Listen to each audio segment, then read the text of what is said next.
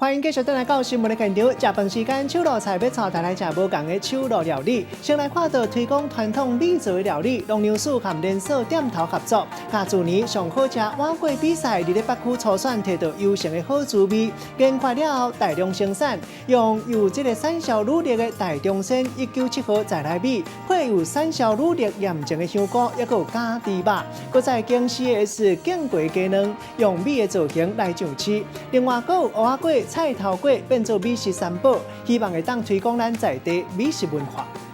甲菜头粿煎到外皮安尼切，搁甲放卵、豆芽，搁有酱料，小甲拉一下，安尼就香滚滚。另外一边是用这个台中鲜丢197号的在来米，甲当做主要的米料，搁甲掺这个有产销履历验证的香菇甲咖肉，含有 CAS 洗选的鸡卵。唔通看清这个3D 的立体开模啊，做出这个一粒米造型的碗粿。伫去年摕到农粮署举办的台湾第一碗上强碗粿争霸赛的北区初赛优选，未来阁会当斗打这个菜头粿、蚵仔粿，组成传统美食的三宝，通伫连锁早餐店和农会来卖。要互规台湾的人拢会当真简单就食到健康的平民美食。产销履历的认证精神，公开，然后溯源，所以这是一条很好的一个价值链。那我们从这个过程，我们提供给顾客是安全、安心的一个产品。标示所有的食材对这个产地的管理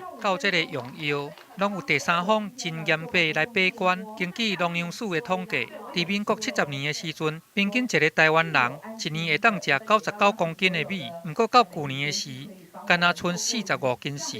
不过伫咧多样的美食推广下，嘛成功提升这个国内食米消费量。去年年底是每一个人是45.4公斤，那前一年是44.5。我们希望这个消费量能够很快能够突破每一个人50公斤。台湾米品质优良，以幼路小吃来做起点，希望会当互民众认真来去认捌传统的美食，因的新价值和对美食的这个厚情感。